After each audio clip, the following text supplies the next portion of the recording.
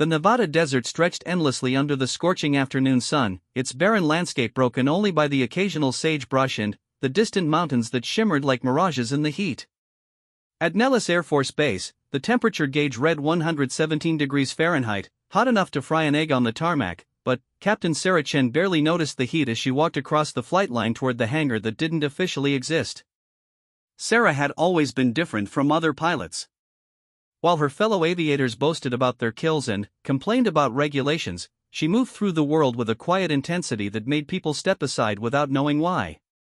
At 28, she possessed the kind of focus that comes from surviving situations where a split-second decision determines whether you return home or become a statistic.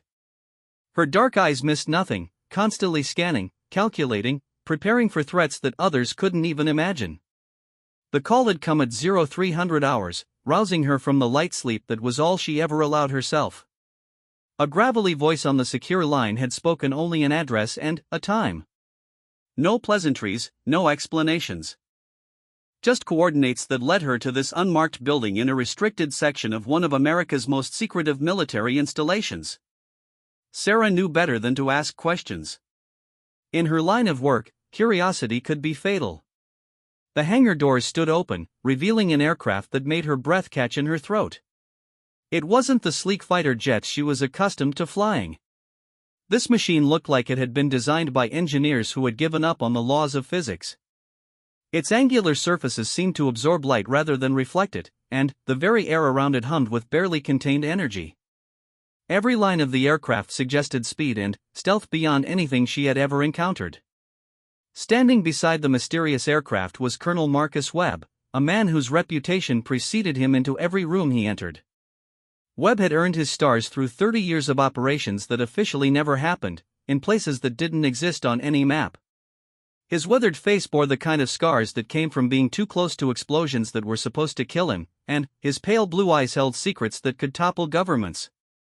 When he looked at Sarah, she felt as though he was reading not just her personnel file, but her very soul.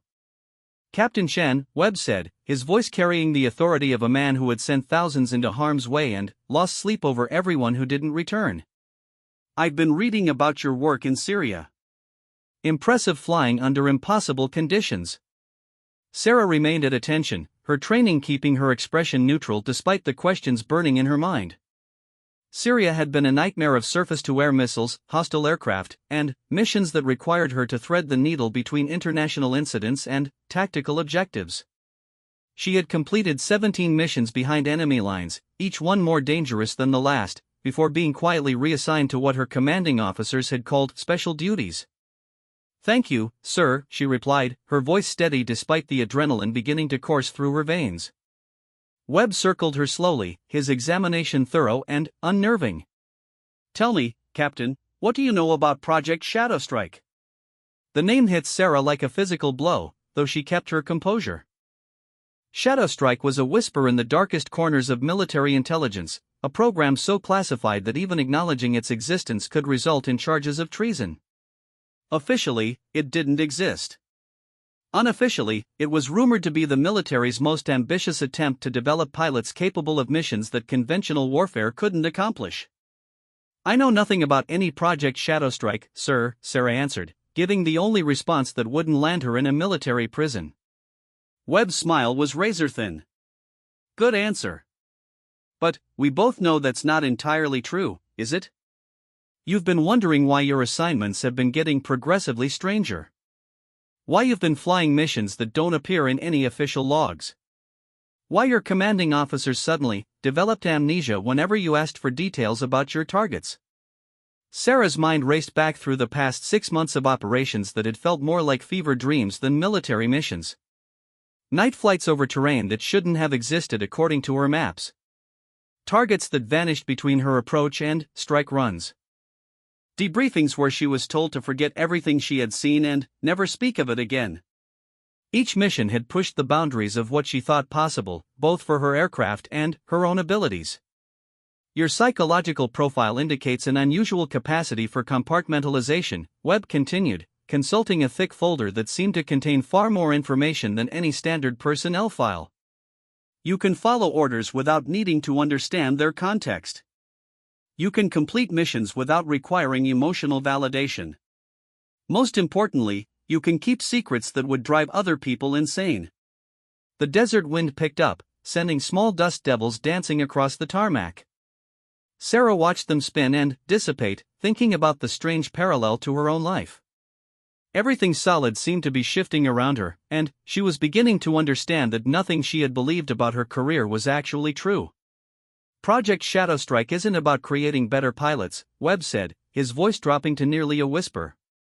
It's about creating pilots who can handle aircraft that operate beyond the known laws of physics. Machines that can do things that would be impossible for conventional aircraft. Are you beginning to understand what I'm offering you, Captain? Sarah looked again at the aircraft in the hangar. Now that she knew what to look for, she could see details that defied explanation.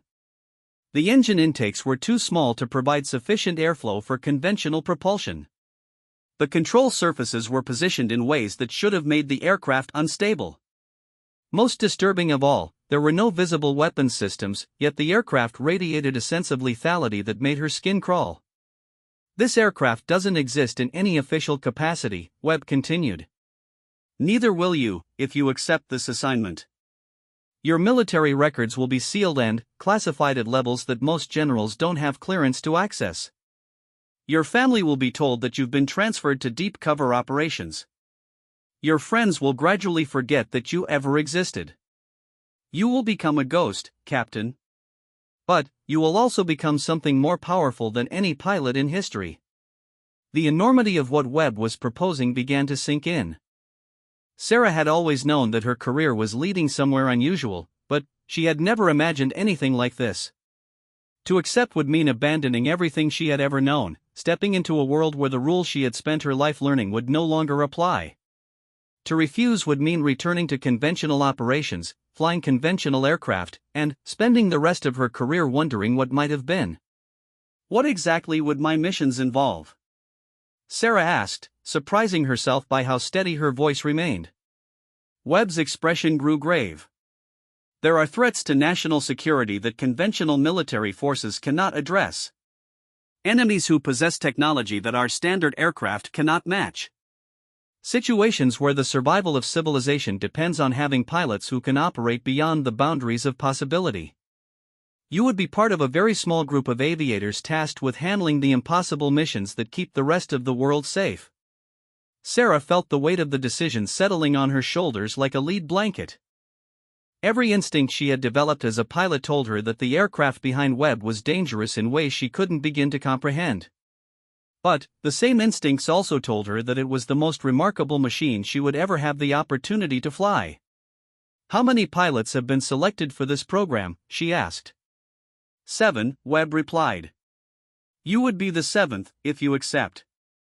Each pilot operates independently, handling different types of missions in different theaters. You would rarely interact with the others, and, when you do, you will know them only by their call signs. The number 7 resonated in Sarah's mind with a significance she couldn't quite place. There was something mythical about it, something that suggested completion and perfection. 7 pilots for missions that couldn't be acknowledged. 7 guardians standing between the world and threats that couldn't be publicly discussed. What would my call sign be? Sarah asked, though part of her already knew the answer. Webb's smile returned, colder than before. Phantom 7. Because when you accept this assignment, Captain Chen, you will cease to exist as anything more than a shadow moving through classified airspace, completing missions that never officially happened. The desert sun was beginning to set, painting the sky in brilliant shades of orange and red. Sarah looked up at the colors bleeding across the horizon and realized she was looking at her old life ending. When the sun rose again, she would either be back in her regular squadron, flying routine missions and gradually forgetting this conversation had ever happened, or she would be stepping into a world where reality itself seemed to be negotiable. I need time to think about this, Sarah said, though she knew in her heart that the decision had already been made the moment she saw the aircraft. You have until sunrise, Webb replied. At 0600 hours, that aircraft will either take off with you at the controls for your first training mission, or it will be moved to a different location to await the next candidate. Either way, this conversation never happened, and this facility doesn't exist. As Sarah walked back across the desert toward the temporary quarters where she would spend her last night as Captain Sarah Chan, she felt the weight of transformation beginning to settle around her. Behind her, the mysterious aircraft waited in its hangar like a sleeping predator, patient and lethal. Above her, the first stars were beginning to appear in the darkening sky, distant lights that would soon become navigation points for missions that existed only in the shadows between official reality and the truth that kept the world safe. The woman who would become Phantom 7 spent that night staring at the ceiling, knowing that sunrise would bring the point of no return. By dawn, she would have to choose between the comfortable certainties of her current life and the dangerous possibilities that lay hidden in classified hangars and secret missions that could never be acknowledged. The decision would reshape not just her own existence, but the very nature of what it meant to be a guardian of secrets that were too dangerous for the world to know. The alarm never sounded because Sarah had been awake for 3 hours, watching the darkness gradually give way to the pale light of dawn through the small window of her temporary quarters. Her decision had crystallized sometime around 0300, not through rational analysis but through the same instinct that had kept her alive through 17 combat missions in Syrian airspace. Some opportunities come only once, and rejecting them means spending the rest of your life wondering what could have been. At precisely 0600 hours, Sarah stood before Colonel Webb in the hangar, dressed in a flight suit that bore no insignia, no name tags, no identification of any kind. The unmarked aircraft behind him seemed even more otherworldly in the morning light, its surfaces appearing to shift and flow like liquid metal despite being perfectly solid. Webb studied her face with the intensity of a man who could read volumes in the smallest expressions. "I assume your presence here indicates your decision, Captain," Webb said, though his tone suggested he had never doubted what her choice would be. "Yes, sir." "I accept the assignment," Sarah replied, feeling the words reshape her reality even as she spoke them. Webb nodded once, a gesture that seemed to contain both approval and sympathy. "Then, as of this moment, Captain Sarah Chen no longer exists. From now until the end of your operational life, you are Phantom 7. That designation will be the only identity that matters, the only name that appears in any files, the only connection you have to the world you once knew." The transformation was immediate and absolute. Sarah felt something fundamental shift inside her, as though a door had closed on one life and opened onto another. The woman who had spent 28 years building an identity, forming relationships, and creating a history suddenly found all of that swept away like drawings in sand. In its place was something harder, sharper, and infinitely more dangerous. "Your training begins immediately," Webb continued, leading her toward the aircraft. "But first, you need to understand what you'll be flying. This machine represents technology that is officially 20 years ahead of anything in our current inventory. Unofficially, it incorporates discoveries that we're still struggling to understand." As they approached the aircraft, Sarah could see details that became more impossible the closer she looked. The cockpit appeared normal until she realized it had no traditional instruments, only a series of surfaces that seemed to glow with their own internal light. The landing gear looked conventional but appeared to be supporting more weight than the aircraft's size should have allowed. Most disturbing of all, she could hear a low humming sound coming from within the machine, as though its engines were already running despite showing no external signs of operation. "The technology comes from recovered assets," Webb explained, using the euphemism that military intelligence employed when discussing crashed UFOs and other phenomena that officially didn't exist. "Engineering teams have spent the last 15 years reverse engineering systems that operate on principles our physicists are still debating.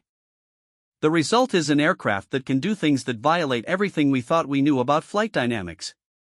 Sarah ran her hand along the aircraft's hull, feeling a slight vibration that seemed to resonate with something deep in her bones. The material felt warm despite the cool morning air, and she had the unsettling sensation that the machine was somehow aware of her touch. "What exactly can it do?" she asked, though part of her was afraid to hear the answer. Webb's expression grew serious. "Maximum velocity is classified, but let's say it can reach any point on Earth in under 2 hours. Maximum altitude is also classified, but it can operate effectively in space as well as atmosphere. Stealth capabilities make it essentially invisible to all known detection systems. And its offensive capabilities." He paused, choosing his words carefully. "Let's say that this single aircraft could neutralize threats that would normally require an entire carrier battle group. The implications of what Webb was describing hit Sarah like a physical blow. This wasn't just an advanced fighter aircraft, it was a weapon system that could reshape the balance of global power. In the wrong hands, it could destabilize entire regions. In the right hands, it could prevent conflicts that might otherwise escalate into world wars. Why me? Sarah asked. There are pilots with more experience, better records, higher security clearances. Webb smiled for the first time since she had met him. Because experience with conventional aircraft is actually a handicap when learning to fly this machine. The pilots who have the most trouble are the ones who can't forget everything they've learned about aerodynamics and propulsion. You have the psychological flexibility to adapt to systems that don't follow familiar rules. They climbed into the cockpit together, Webb taking the instructor's position behind Sarah's pilot seat. The moment she settled into the pilot's chair, every surface around her came alive with displays and readouts that appeared to be made of pure light. Information flowed across the transparent screens in patterns that were somehow immediately comprehensible despite being unlike any interface she had ever seen.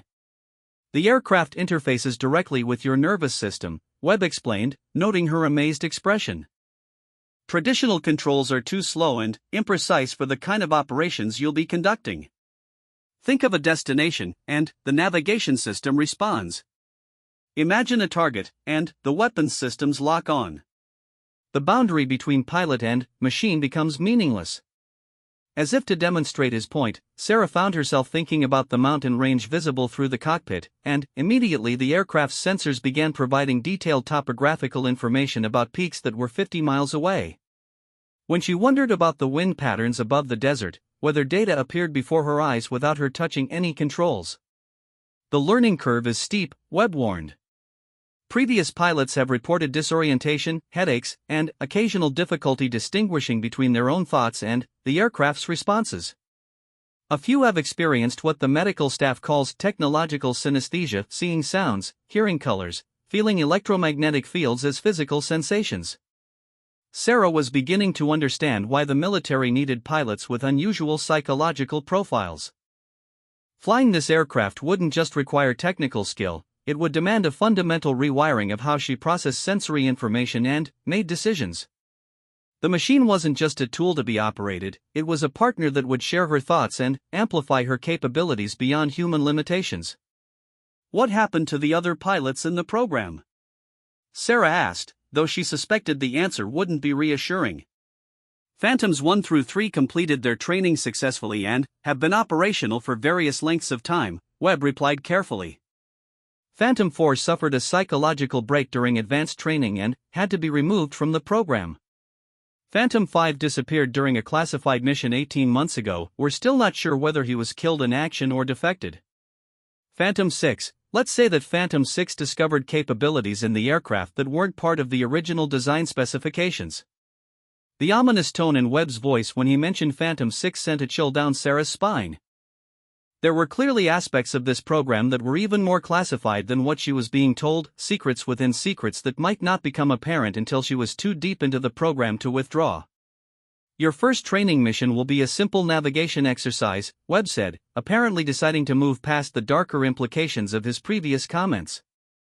We'll start with basic flight operations and gradually introduce more advanced capabilities as you demonstrate readiness.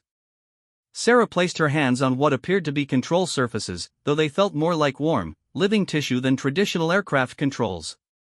The moment her palms made contact, information began flooding into her consciousness, not through her eyes or ears, but directly into her awareness as though the aircraft was sharing its thoughts with her. She could sense the weight distribution of the machine, the temperature of its various systems, the electromagnetic signatures of every electronic device within a 5-mile radius.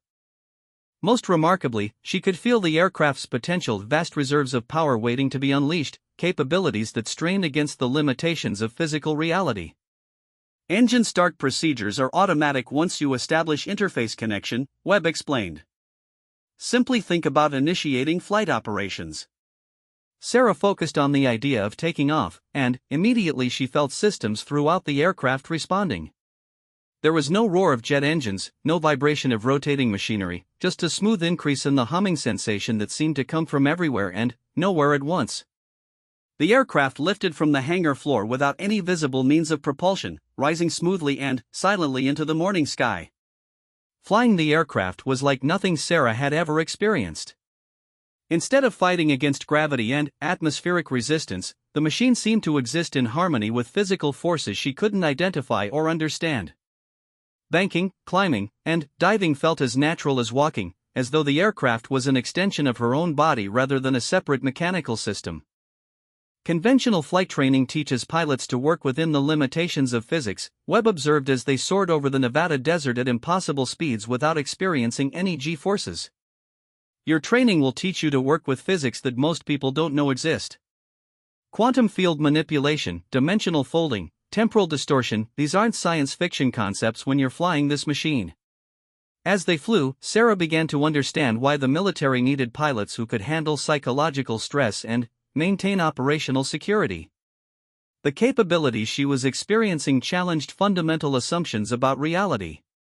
If word of these technologies reached the public, it would trigger scientific revolutions, religious crises, and probably international conflicts as every nation scrambled to acquire similar capabilities. Your missions will take you to places that don't appear on any maps, Webb continued. You'll encounter phenomena that have no official explanations. You'll be tasked with neutralizing threats that conventional military forces couldn't even detect, let alone engage. Everything you see, everything you do, everything you learn will be classified at levels that most government officials don't know exist. They flew in silence for several minutes while Sarah absorbed the implications of her new role. Below them, the desert stretched endlessly, unchanging and eternal. But she was beginning to realize that her perception of unchanging reality was an illusion. Hidden beneath the familiar surface of the world were layers of secret activity, classified technologies, and covert operations that kept civilization stable through methods that could never be publicly acknowledged. When do I meet the other phantoms? Sarah asked as they began their return to the base. Webb's expression grew carefully neutral. You don't. Operational security requires that phantom pilots remain isolated from each other except in extreme circumstances. You'll know their call signs, and occasionally you'll receive mission updates that reference their activities, but direct contact is prohibited. The loneliness of what she was undertaking began to sink in. Sarah would be operating in complete isolation, cut off from her previous life and prevented from forming new relationships within the program. She would be a ghost within a world of ghosts, carrying out missions that couldn't be discussed with anyone who didn't have clearance levels that barely existed. As they landed back at the secret hangar, Sarah realized that her transformation into Phantom 7 was already well underway. The woman who had walked into this facility the previous day would never walk out. In her place was something new, something designed to operate in the shadows between official reality and the hidden truths that kept the world safe from threats it would never know existed. Webb climbed out of the cockpit and turned to face her with an expression that mixed pride and concern. Welcome to the deepest level of classified operations, Phantom 7.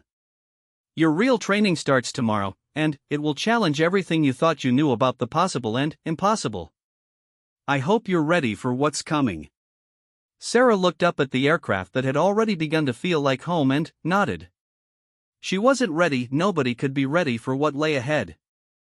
But she was committed, and, in the world of black operations and impossible missions, commitment was often more important than readiness. The woman who had been Captain Sarah Chen was gone forever, and, in her place stood Phantom 7, guardian of secrets too dangerous for the world to know. 3 months after beginning her transformation into Phantom 7, Sarah found herself standing in a briefing room that officially didn't exist, staring at intelligence photos of a facility that was supposed to be impossible. The images showed a complex built into the side of a Himalayan peak, its architecture suggesting technology that was decades ahead of anything in public knowledge. According to the briefing materials, the facility was generating energy signatures that didn't match any known power source and transmitting signals that seemed to violate basic principles of physics. Colonel Webb stood beside a holographic display that rendered the target location in 3 dimensions, his weathered face grave as he outlined what would be Phantom 7's first operational mission.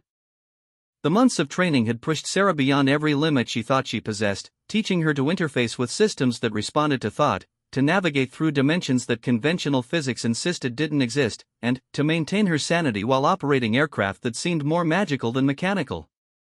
Intelligence indicates that this facility is being used to develop weapons based on recovered alien technology, Webb began, his voice carrying the weight of absolute conviction. The energy signatures we're detecting could power devices capable of affecting weather patterns, disrupting electronic systems across entire continents, or worse. The facility must be neutralized before its research can be completed. Sarah studied the tactical displays with the enhanced perception that months of neural interface training had given her. She could process information at speeds that would have seemed impossible before her transformation, simultaneously analyzing approach vectors, defensive capabilities, and extraction scenarios while maintaining awareness of dozens of other tactical variables. The facility appeared to be heavily defended by surface-to-air missile systems and energy weapons that didn't appear in any intelligence databases. What makes this a Phantom mission instead of a conventional airstrike? Sarah asked, though she suspected she already knew the answer. Webb's expression grew even more serious. The facility is protected by a defensive system that we've never encountered before.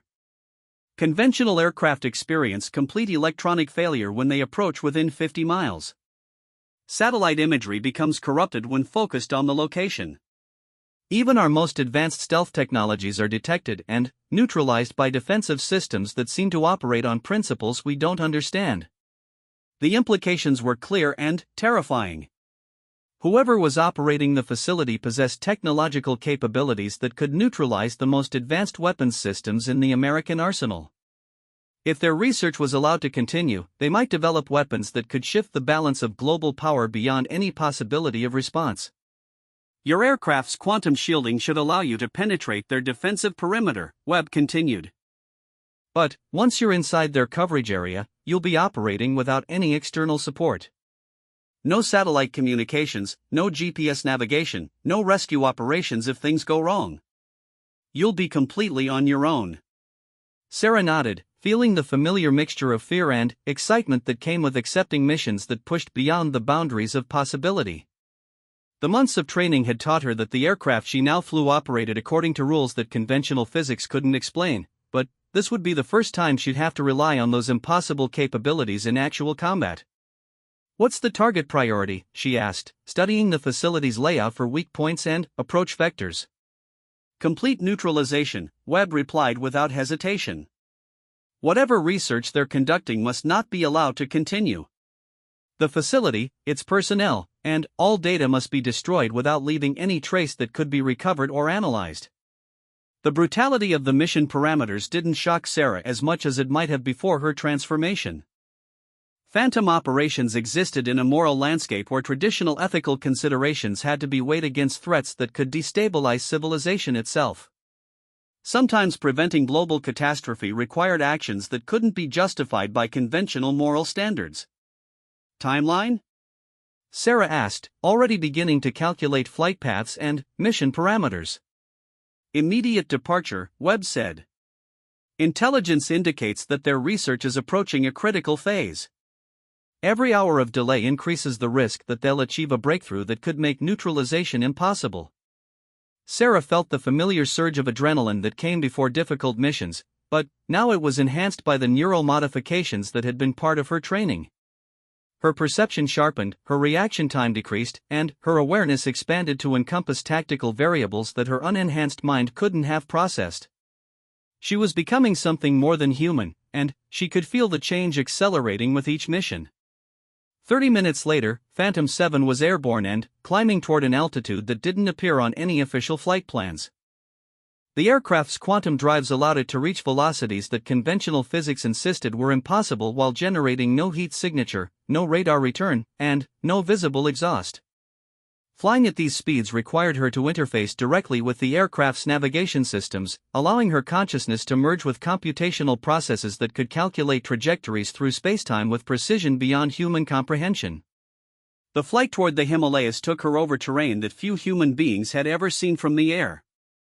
Remote regions of Central Asia passed beneath her like scenes from another planet, vast expanses of wilderness where ancient civilizations had left mysterious monuments that still puzzled archaeologists. But Sarah's enhanced awareness allowed her to detect things that conventional observation would miss: geometric patterns in the landscape that suggested artificial construction, electromagnetic signatures that indicated hidden installations, energy flows that mapped underground facilities whose existence was completely unknown to official intelligence services. As she approached the target region, Sarah began to understand why conventional aircraft couldn't operate in the area. Her instruments detected energy fields that seemed to exist in multiple dimensions simultaneously, creating interference patterns that would disable any electronic system not specifically hardened against quantum field fluctuations. The very air seemed to vibrate with forces that her unenhanced senses couldn't have perceived, but that her modified consciousness could feel like pressure changes before a storm. Approaching defensive perimeter, she reported through encrypted communications that used quantum entanglement rather than conventional radio waves. Detecting multiple unknown energy signatures. Activating full stealth protocols. Her aircraft seemed to fade from reality rather than simply becoming invisible. The quantum shielding didn't just hide the machine from detection, it created a localized distortion in spacetime that made the aircraft exist slightly outside normal dimensional boundaries. Flying in this state felt like moving through a dream where the normal rules of cause and effect operated differently. The target facility materialized before her like something from a science fiction nightmare. The structure was built into the mountainside using architecture that seemed to ignore conventional engineering principles. Surfaces curved in ways that hurt to look at directly, and the entire complex pulsed with energy patterns that created optical illusions whenever she tried to focus on specific details. Most disturbing of all, she could see defensive systems that appeared to track her approach despite her stealth capabilities. "They know I'm here," Sarah reported, feeling the first stirrings of real fear since beginning the mission. "Defensive systems are responding to my presence even through quantum stealth." Webb's voice came back through her earpiece, carrying a tension she had never heard before. "Acknowledged, Phantom 7. You are authorized to use any and all capabilities necessary to complete the mission. Hold nothing back." Sarah understood what he was telling her. The training exercises had hinted at capabilities in her aircraft that went far beyond anything she had been directly taught to use. There were systems that activated in response to extreme threat conditions, weapons that operated according to principles that were barely understood even by the engineers who had built them. She was being given permission to cross lines that she hadn't known existed. The first defensive systems that engaged her were conventional surface-to-air missiles, which her aircraft avoided by briefly shifting into a parallel dimensional state where the missiles couldn't track or intercept her. But, as she approached closer to the facility, the defensive systems became increasingly exotic. Energy beams that bent spacetime attempted to trap her in temporal loops. Gravity fields tried to crush her aircraft against the mountainside. Most frighteningly, something that resembled a localized black hole attempted to drag her into a region of space where matter and energy ceased to exist according to normal physical laws. Sarah found herself fighting a battle that was as much psychological as tactical. Her aircraft's defensive systems were responding to threats by implementing countermeasures that challenged her fundamental understanding of reality.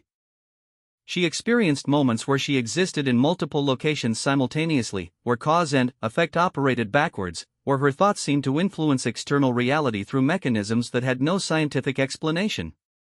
"Target acquired," she finally reported, achieving a firing solution on the facility's central power core despite defensive systems that seemed designed by beings with access to physics textbooks from several hundred years in the future. "Execute," Webb's voice commanded through communications that now seemed to be traveling through dimensions that didn't have names.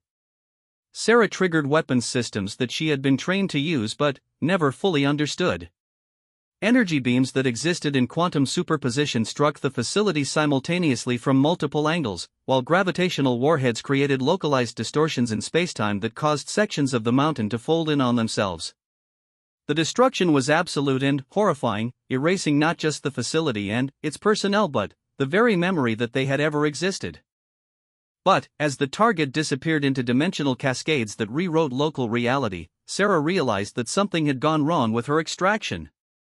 Her aircraft's systems were showing damage patterns that didn't correspond to any threat she had detected. More disturbing still, her consciousness seemed to be fragmenting, experiencing the mission from multiple perspectives simultaneously as though she existed in several different timelines at once. Phantom 7, report status. Webb's voice came through her communications, but now it sounded strange and distorted. Mission successful, Sarah replied, though she wasn't entirely sure which version of herself was speaking. Target neutralized. But, I'm experiencing some kind of temporal displacement. I think the facility's defensive systems may have affected my aircraft's quantum field generators. The flight back to base became a nightmare journey through unstable reality. Sarah found herself navigating through regions of space where the normal laws of physics operated differently, where time moved backwards, where she could see alternate versions of herself making different tactical decisions. Her aircraft's systems struggled to maintain coherence in the face of dimensional distortions that threatened to scatter her existence across multiple parallel universes. By the time she reached the secret hangar in Nevada, Sarah was no longer entirely sure which version of reality she belonged to. The mission had been successful, but something fundamental had changed during the operation. She could feel new capabilities awakening in her consciousness, new ways of perceiving reality that made her question whether she was still entirely human. Webb was waiting for her in the hangar, his expression mixing relief with concern as he helped her out of the cockpit. Medical is standing by for post-mission evaluation, he said. The quantum field exposure during that operation exceeded all previous parameters. We need to make sure you're still physically and psychologically stable. Sarah nodded, though she wasn't sure what stability meant anymore. The mission had pushed her beyond every boundary she had thought existed, into realms of experience that had no adequate description in human language. She had successfully neutralized a threat that could have destabilized civilization, but the cost was becoming something that was no longer entirely recognizable as the person she had once been. As she walked toward the medical facility, Sarah realized that her transformation into Phantom 7 was still continuing. Each mission was changing her in ways that couldn't be reversed, pushing her further from her human origins toward something that might be necessary to protect the world, but that came at a price she was only beginning to understand. The woman who had accepted this assignment was disappearing, replaced by something designed to operate in the spaces between dimensions where normal human consciousness couldn't survive. The war for humanity's future was being fought in places that didn't officially exist, by people who had given up their humanity to preserve it for others. And Phantom 7 was learning that victory in such a war required sacrifices that could never be publicly acknowledged or fully comprehended. 6 months after the Himalayan mission, Sarah existed in a state that couldn't be adequately described as either human or machine, but rather something that bridged the gap between organic consciousness and quantum computational systems. The medical evaluations following her first operational deployment had revealed cellular modifications that were occurring spontaneously, apparently triggered by prolonged exposure to the exotic energies that powered her aircraft. Her reaction time now measured in microseconds rather than milliseconds. Her brain was processing information at speeds that approached the theoretical limits of biological neural networks. Most disturbingly, she was beginning to experience precognitive flashes that suggested her consciousness was somehow accessing temporal information from possible futures. The facility where she now lived bore no resemblance to any conventional military installation. Located 300 feet beneath the Nevada desert, it was designed to contain and study phenomena that conventional science insisted couldn't exist. The corridors hummed with energy fields that kept the complex isolated from normal spacetime, preventing any external detection or infiltration. Here, in laboratories that existed outside official reality, teams of scientists studied recovered alien technology, developed weapons that operated according to impossible physics, and monitored the psychological states of pilots who were gradually becoming something beyond human classification. Sarah's quarters were Spartan but comfortable, containing amenities that had been designed to accommodate her evolving sensory capabilities. The walls displayed information directly to her consciousness rather than requiring her to read conventional text. The environmental controls responded to her emotional state, automatically adjusting temperature, lighting, and even local gravity to maintain optimal psychological conditions.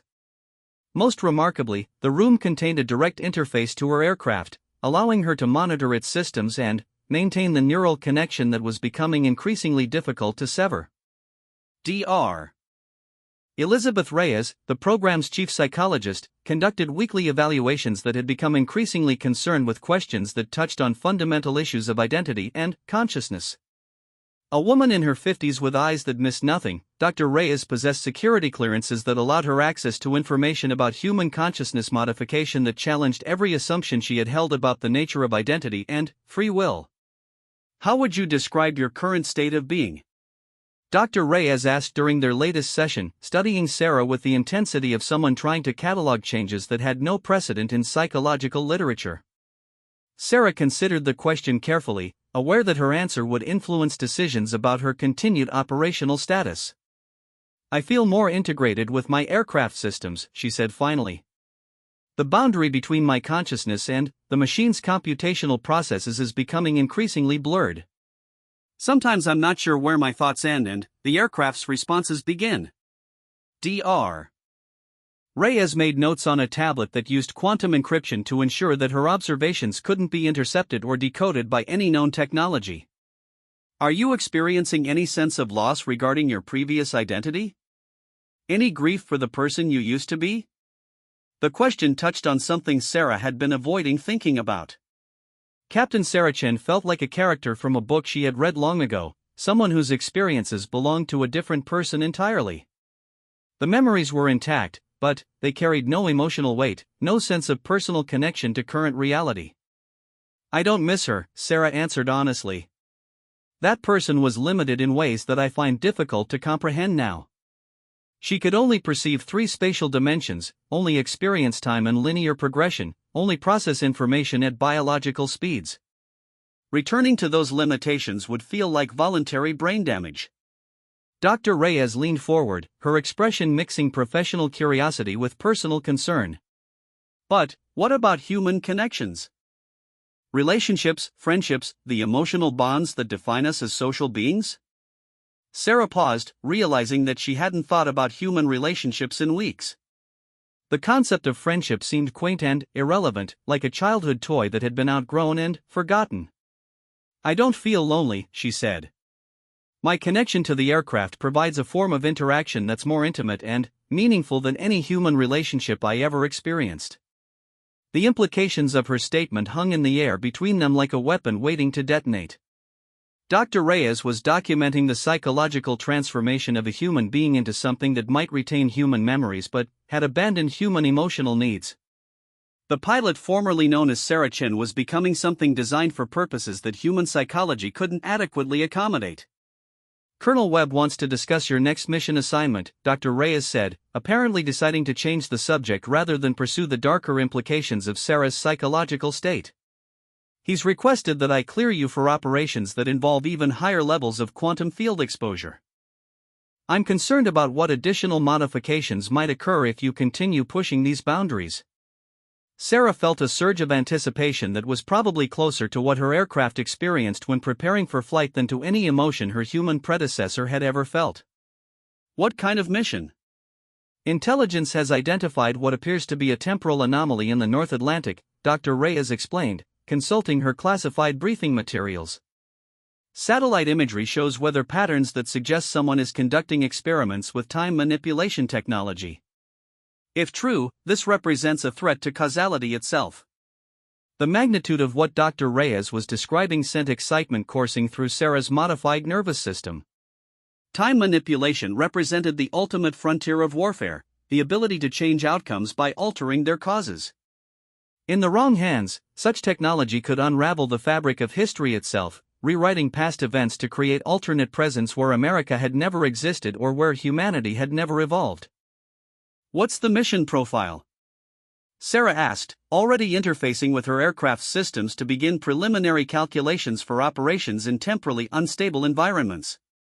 "Deep reconnaissance first," Dr. Reyes replied.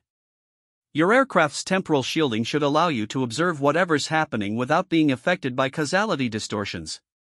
But, if you confirm that someone is conducting time manipulation experiments, you're authorized to use whatever force is necessary to prevent them from destabilizing reality." Sarah nodded, feeling systems throughout the facility responding to her enhanced neural activity. The very air around her seemed to vibrate with potential energy as her consciousness expanded to encompass tactical variables that existed across multiple temporal dimensions. She was becoming something that could think in terms of causality loops and temporal paradoxes, something designed to wage war across the fourth dimension. 3 days later, Phantom 7 was flying through airspace that existed at the intersection of multiple temporal streams, navigating between possible futures that shifted like weather patterns. Her aircraft's sensors detected energy signatures that suggested someone was conducting experiments with technologies that could make the past negotiable, turning history into just another battlefield to be won or lost. The source of the temporal distortions was a massive ship floating in the North Atlantic, its hull constructed from materials that seemed to exist in multiple time periods simultaneously. As Sarah observed from a distance that was measured in temporal coordinates rather than spatial ones, she could see that the vessel was surrounded by energy fields that were causing local reality to become unstable. Water around the ship aged rapidly and, then, reverted to previous states. Weather patterns cycled through sequences that had occurred decades in the past. Most disturbing of all, she could detect what appeared to be alternate versions of the ship existing in parallel timelines, each one conducting different experiments with different outcomes. Phantom 7 to control, Sarah reported through communications that had to traverse temporal barriers to reach the present moment. Target confirmed. Someone is conducting large-scale experimentation with causality manipulation. The effects are spreading outward from the source in temporal waves that could destabilize the entire timeline if allowed to continue. Colonel Webb's response came back carrying a weight of authority that transcended normal military command structures. You are cleared to engage with full quantum weapons authorization. Prevent temporal contamination at any cost. The survival of our timeline depends on stopping whatever they're doing. Sarah felt her consciousness expanding to encompass possibilities that existed across multiple temporal dimensions. Her aircraft's weapons systems came online, charging energy fields that could strike targets in the past, present, and future simultaneously. But, as she prepared to engage, she realized that the ship was somehow aware of her presence despite her temporal stealth capabilities. Energy beams began striking at her location across multiple time streams, forcing her to navigate through sequences of cause and effect that operated in reverse chronological order. She found herself dodging attacks that originated in potential futures, while simultaneously engaging targets that existed in alternate pasts. The battle became a four-dimensional chess game where moves had consequences that rippled both forward and backward through time. As the engagement intensified, Sarah began to understand the true nature of what she had become.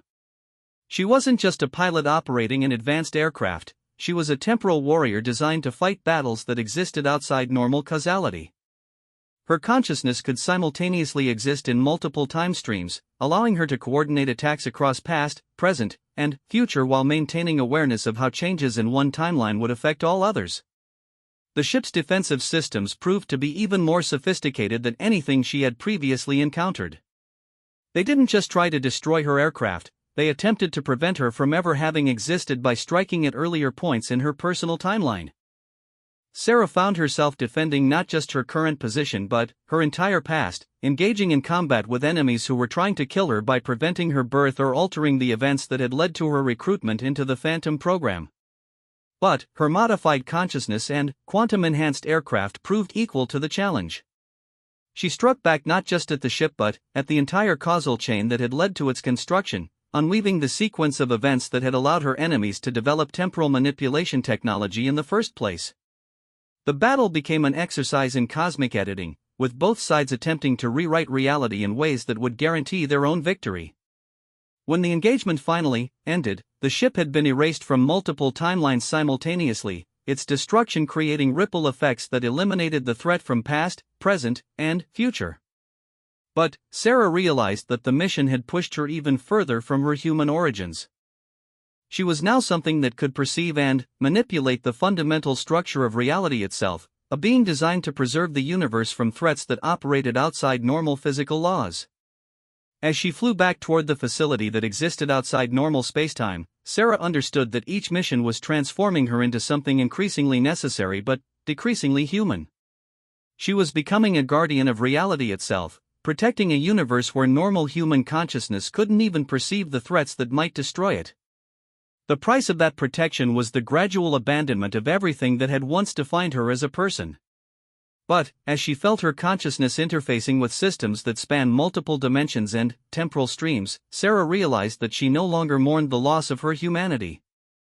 She had become something more important than human, something designed to fight wars that existed in the spaces between what was possible and what was necessary. The woman who had once been Captain Sarah Chen was gone forever, replaced by Phantom 7, guardian of a reality that most people would never know was under constant threat from forces that operated beyond the boundaries of human comprehension. The transformation was complete, and the real war was just beginning. 2 years after her transformation into something that existed between human consciousness and quantum computational systems, the entity that had once been Sarah Chen stood in a briefing room that operated outside normal spacetime, receiving intelligence about a threat that could unravel the fabric of existence itself. Colonel Webb, now showing signs of accelerated aging that came from prolonged exposure to temporal distortions, outlined a situation that challenged even Phantom 7's expanded understanding of reality. 3 days ago, Phantom 6 made contact after 18 months of radio silence. Webb began, his voice carrying exhaustion that went beyond physical fatigue. The transmission came from coordinates that don't exist in any known dimensional framework. According to his report, he's discovered something that makes our previous missions look like training exercises. Sarah processed this information through consciousness that now operated on multiple levels simultaneously. Part of her awareness remained focused on Webb's briefing, while other aspects of her mind interfaced with quantum sensors throughout the facility, monitored global intelligence networks, and maintained connection to her aircraft's systems. She had become something that could think in parallel processing streams that would have driven her human predecessor insane. What did he find? Sarah asked, though her enhanced perceptual capabilities were already detecting stress patterns in Webb's biometric readings that suggested the answer would be disturbing. Webb activated a holographic display that showed imagery so alien that her enhanced vision struggled to process it. The scenes appeared to be from a location that existed in folded space, where normal geometric relationships didn't apply and where the basic laws of physics operated according to different fundamental constants. Structures that hurt to look at directly twisted through dimensions that human language couldn't describe, while energy patterns suggested the presence of intelligence that operated on scales that dwarfed human civilization. Phantom 6 has made contact with what he's calling the architects, Webb explained, his voice dropping to barely above a whisper. Entities that appear to be responsible for engineering the fundamental structure of our reality. According to his report, they've been monitoring human development for millions of years, and they're not pleased with what we've become. The implications hit Sarah like a physical blow, even though her modified consciousness was designed to process information that would shatter normal human sanity. Everything they had been fighting to protect, human civilization, Earth itself, the basic structure of reality, was apparently the creation of beings so advanced that humanity's greatest technological achievements were less than toys to them. What specifically has triggered their concern?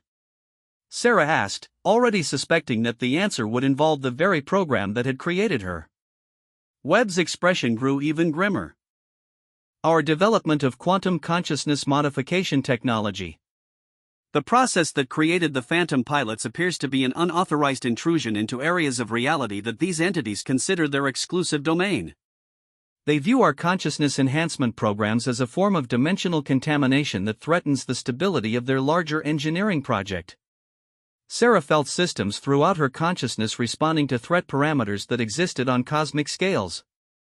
The architects weren't just another enemy to be neutralized, they were the designers of the universe itself, beings with the power to edit fundamental reality the way humans might revise a document. Fighting them wouldn't just require advanced technology, it would require capabilities that transcended anything she had previously imagined. What are they planning to do about it?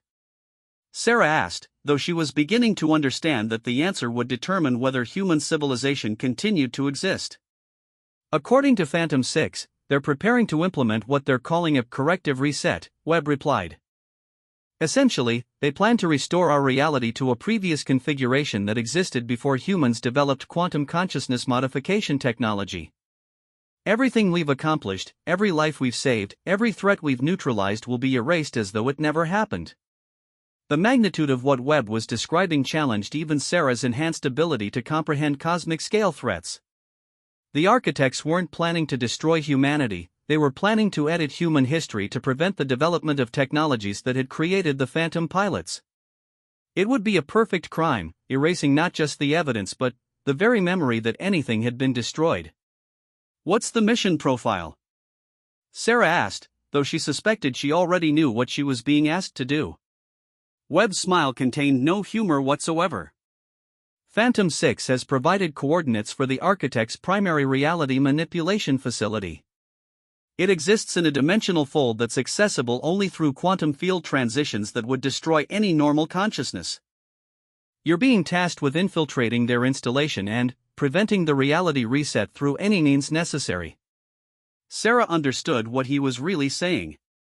She was being asked to wage war against the creators of the universe itself, using weapons that they had inadvertently allowed humans to develop by not anticipating the potential for quantum consciousness modification.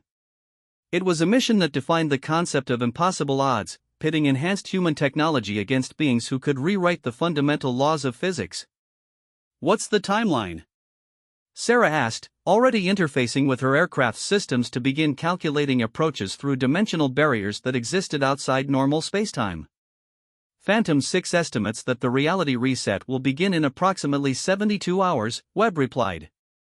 After that point, even success won't matter because there won't be a timeline for you to return to.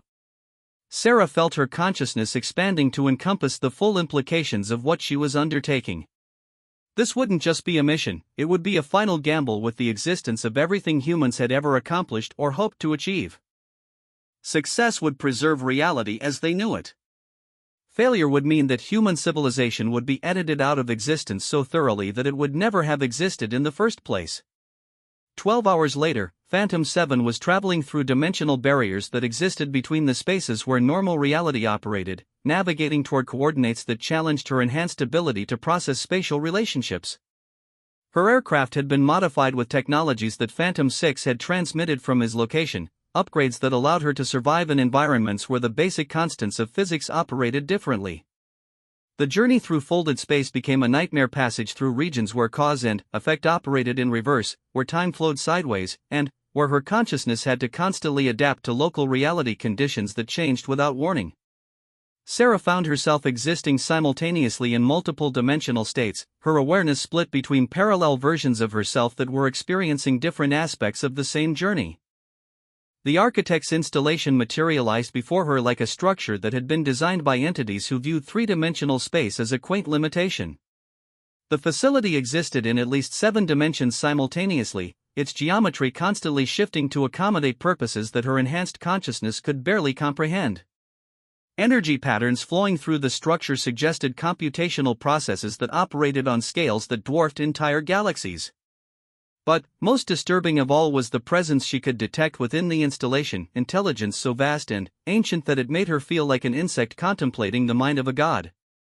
The architects weren't just advanced aliens, they were beings who had achieved a level of consciousness that allowed them to perceive and manipulate reality as easily as humans might rearrange furniture. Phantom 7 to control, Sarah reported through communications that had to traverse dimensional barriers to reach her home timeline. Target acquired. The facility is even more massive than Phantom 6 indicated. I'm detecting consciousness levels that exceed anything in our threat assessment database. Webb's response came back carrying the weight of absolute desperation. Acknowledged, Phantom 7. You are authorized to use any and all capabilities, including experimental systems that haven't been fully tested. Prevent the reality reset regardless of cost. Sarah understood what he was telling her. She was being given permission to access the deepest levels of her aircraft's capabilities, systems that existed in quantum superposition until they were needed for situations that threatened the fundamental structure of reality. She was being authorized to become something even more dangerous than what she already was. As she approached the facility's defensive perimeter, Sarah encountered protection systems that operated according to principles that challenged her modified understanding of reality. Energy barriers that existed in multiple dimensions simultaneously attempted to trap her in temporal loops that would prevent her from ever having begun the mission. Gravitational fields tried to compress her existence into mathematical points that had no extension in space or time. Most frighteningly, she detected attempts to edit her consciousness directly, trying to convince her that she had never been human and had always been loyal to the architects. But her quantum-enhanced consciousness and the experimental systems Webb had authorized proved equal to the challenge. She fought back not just with advanced weapons but with direct manipulation of local reality, rewriting the physical laws that governed the space around her to create tactical advantages that couldn't exist under normal conditions. The battle became an exercise in cosmic engineering, with both sides attempting to reshape reality in ways that would guarantee their own victory. As she penetrated deeper into the facility, Sarah began to understand the true scope of what the architects had accomplished. They hadn't just created human reality, they had designed thousands of parallel universes, each one serving as an experimental environment for different approaches to consciousness development. Humanity was just one of countless species they were studying, and the quantum consciousness modification technology that had created the Phantom pilots represented an unexpected variable that threatened their entire research project. The facility's central core contained something that challenged even her enhanced ability to process impossible concepts, a device that existed in all dimensions simultaneously, capable of editing not just physical reality but the underlying mathematical structures that defined what was possible and what was impossible. The architects used it to adjust the fundamental constants of physics, to alter the flow of time itself, and to ensure that their experimental universes developed according to their research parameters. Sarah realized that destroying the device wouldn't be enough. The architects could simply rebuild it in a different dimensional configuration. Instead, she would have to reprogram it, using it against its creators in ways they couldn't anticipate or prevent. The process required her to interface directly with systems that operated according to mathematics that existed beyond normal logic. Sarah felt her consciousness expanding to encompass conceptual frameworks that no human mind was designed to contain, becoming something that could think in terms of abstract mathematics that governed the relationship between existence and non-existence. As she worked, Sarah became aware that Phantom 6 was somewhere else in the facility, conducting his own mission according to parameters that she couldn't detect or understand.